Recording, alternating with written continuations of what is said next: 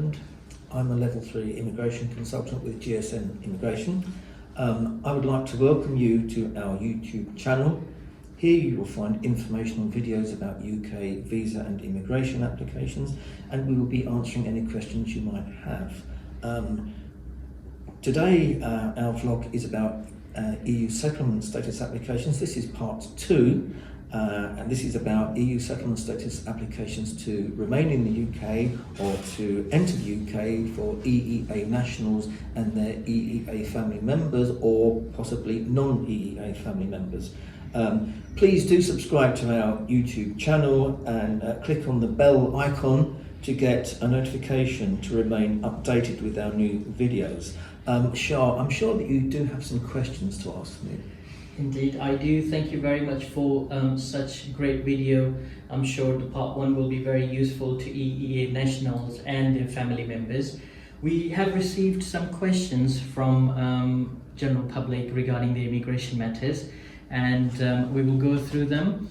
So a gentleman, he's a Portuguese national, and he's contacted saying he's got pre-settled status, and his mother, who is an Indian national, she's in the UK at the moment on a visitor visa. Unfortunately, she has some medical problems and she's unable to return back to India. He would like to find out if his mother can apply to remain in the UK as his dependent. Yes, she can, but only up until 30th of June this year, 2021. If she doesn't apply by that date for whatever reasons, after that she will have to rely on the UK immigration rules, which are a lot more onerous. Sure. Another question from a 27-year-old Pakistani gentleman. The gentleman is in the UK on a student visa, and he mentions that his student visa has actually expired, and he's got a Dutch national uncle that he's dependent on and is part of his household. He would like to find out if he can also apply under EU settlement scheme as his uncle's dependent. Well, unfortunately not. Extended family members applications of this type are now no longer possible. They haven't been possible since 1st of January this year, I'm afraid to say. Well, that's sad to hear. That means if the gentleman had applied before 1st of January 2021, he could have possibly submitted a valid application. That's true, but unfortunately, as is generally the case with life, we can't turn the clock back, but it's true. Sure, brilliant. A gentleman has contacted saying his mother and sister-in-law have applied for family permit as his dependent from Nepal. The gentleman is a Spanish national and has obtained pre-settled status in the UK. He's saying the applications have unfortunately been refused, and he believes they submitted very strong evidence of dependency and submitted a good application. He would like to find out whether he should appeal the decision or he should just submit a complaint to the Home Office. Well, he would have two options. He could submit an administrative review application, or rather strangely, he could also submit an appeal to the first-tier tribunal. First-tier tribunal happens in the UK, of course, or even he could do both. Great. If he does both, I think the normal thing would be administrative review comes first because it's quicker and easier. It's not such a good process, not such a thorough process. If the administrative review application is unsuccessful, then he could think about appeal, which is a bigger and more complicated and probably generally more expensive process, because probably he's going to want to instruct lawyers to do it for him. True, that's very true. Great. Now, a lady has contacted saying she's a non-EEA national, and she's spouse of an Italian national. She's applied for her pre-settled status within the UK, and it has been over 5 months now. She has not heard back from the Home Office at all. she would like to find out what should she do to get an update on her application. I have heard of quite a lot of these cases. I think when the EU settlement scheme started, the pre-settled and settled status applications, they were being dealt with very expeditiously, and most people got their decision very quickly, even within a few working days. I have heard of quite a lot of cases where they've been delayed not just by weeks but by months, as indeed in this case that you've just explained to me. There is a helpline. The Home Office have a helpline. I've been told that the helpline is quite good. Hopefully the helpline would help her to solve her problem. If the helpline doesn't work for whatever reason, and I have heard a couple of bad stories, she might think about making a complaint to the Home Office. Now, I do know that complaints to the Home Office, they can bear fruit. Alternatively, she might think about contacting her MP. I've also heard that MPs can help. They can write to the Home Office, they can get good results. It's not guaranteed. Some people think that MPs have a magic wand, and they don't, well, not all of them anyway. But experience shows that sometimes MP can help. That's great. Brilliant. A German national lady has asked, she explains that her mother and brother are in the UK as her dependent, and they both hold residence cards which are valid for 5 years. She would like to find out what is the deadline for her mother and brother to apply under the EU settlement scheme rules. This is one of these rare occasions in life when I can give a simple, straight and easy answer. It's 30th of June 2021.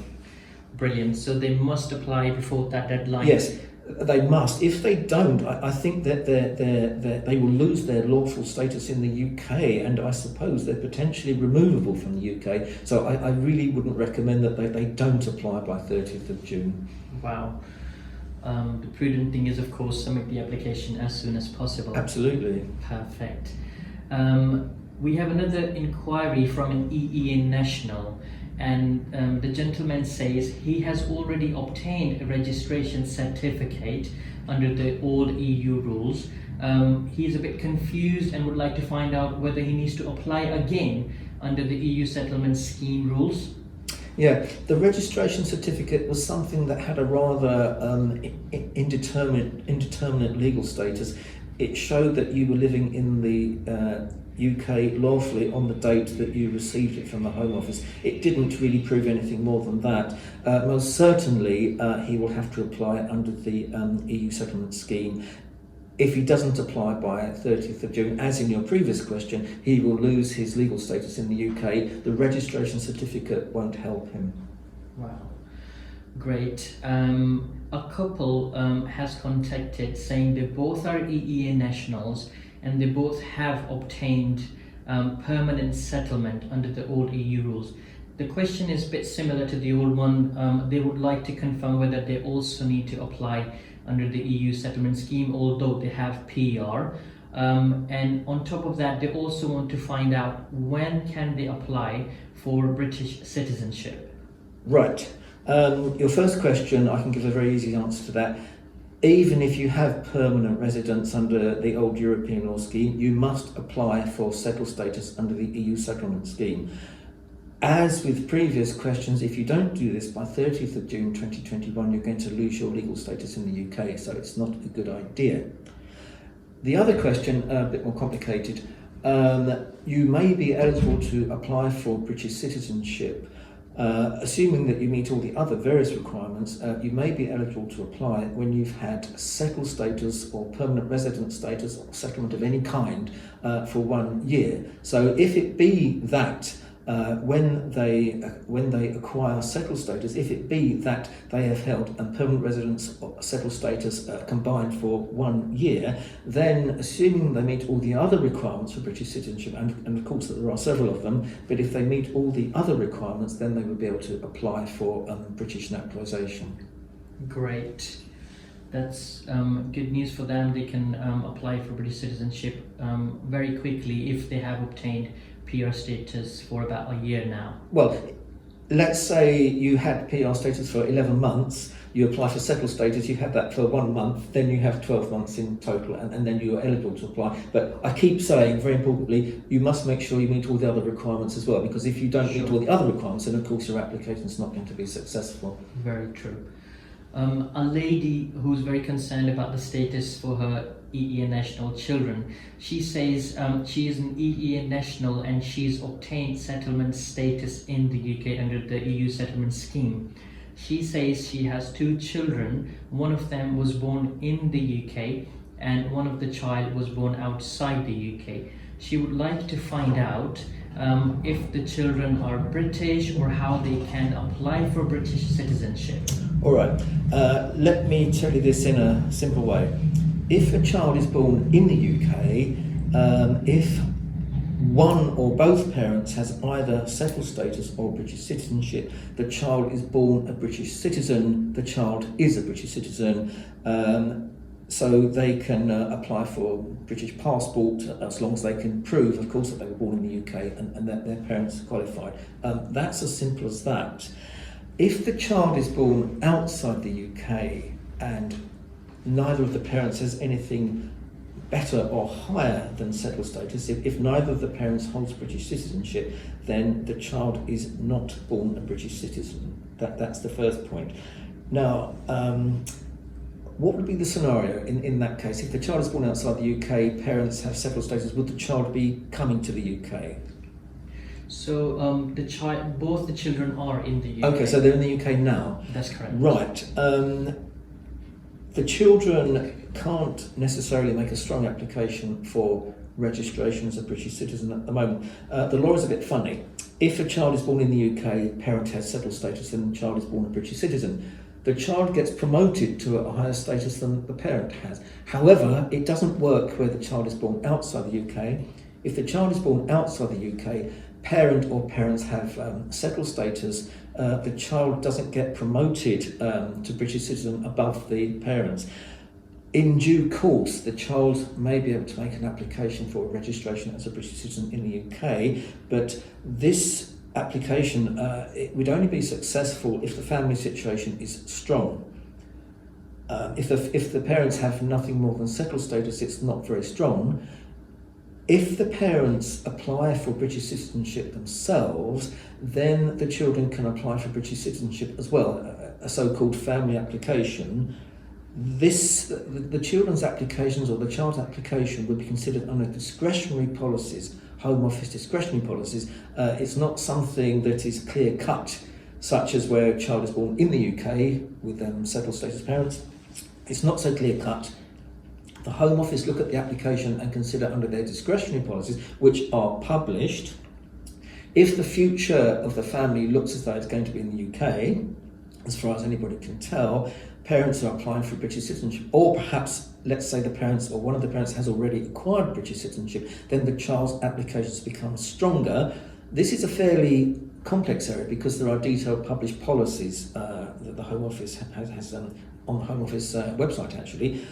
That's the general principle, but if you're in a case like this, you'd be very well advised to instruct your immigration lawyer for advice. Your immigration lawyer will go through your situation and go through the published policies very carefully and give you useful advice about the potential strength of the application, because here we're talking about discretionary policies. We're not talking about policies which are clear-cut or rules which are clear-cut.